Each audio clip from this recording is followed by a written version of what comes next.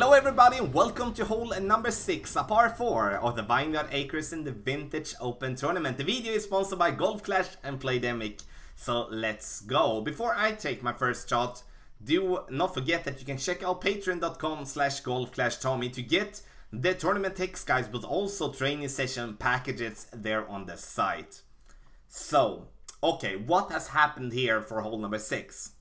This is not going to affect people that are playing in rookie that much because we have lower level clubs. But for those players that are playing on a higher level, it's not going to be able to massively hook or slice this shot as we did did before. The reason is that the water is way bigger. Before we had a lot of the parts that are water now is rough, was rough. And that made it possible to bounce over the water and roll it towards the green in some form. That's not going to be possible now, which I like.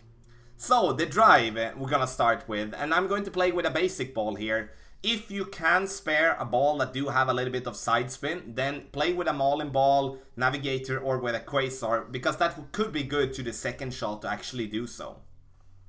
I'm not using any topspin, any backspin when it comes to crosswind. I'm just going to play plain. If I would be having tailwind, I would be using like a half a bar of backspin or 1 bar of backspin. With headwind, I would be using 2 bars of topspin instead. So I'm going to just bounce myself as far up here on the right side as possible. And the further up we are, the more open angle we do have towards the pin, which is super good for us. Now, we could be good by using a little bit of side spin here. But now we need to play with a very close line to the left. And as for those of you that follow the videos that I'm making, I don't like that. If I can play as far away from an obstacle as possible, I'm going to be super happy. And that's going to be a problem with a basic ball here. So now my only focus is to try to find a line that is going to get me to the green, but at the same time making sure that I'm just getting onto the green and to at least make a birdie so I don't struggle and think. Very good shot from our opponent there with that curl and speed as well. So that was perfectly executed there from our opponent. Our turn.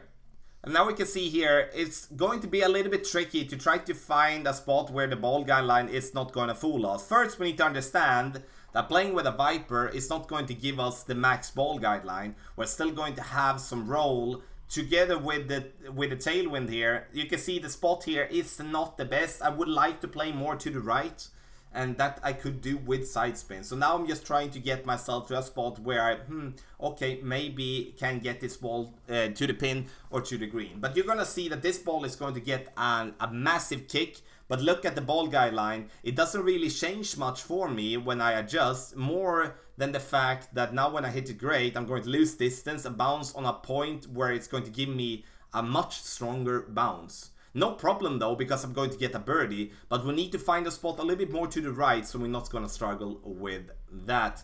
The second shot is played uphill, strangely enough, but yes, it's played uphill, so the ball is going to be less affected by the wind, so you reduce 10% of your normal distance. So, ladies and gentlemen, thank you so much for watching hole number 6, par 4 of the Vineyard Acres in the Vintage Open Tournament. If you do like the video and the content, please hit the thumbs up before you go. Video is sponsored by Golf Clash and Playdemic.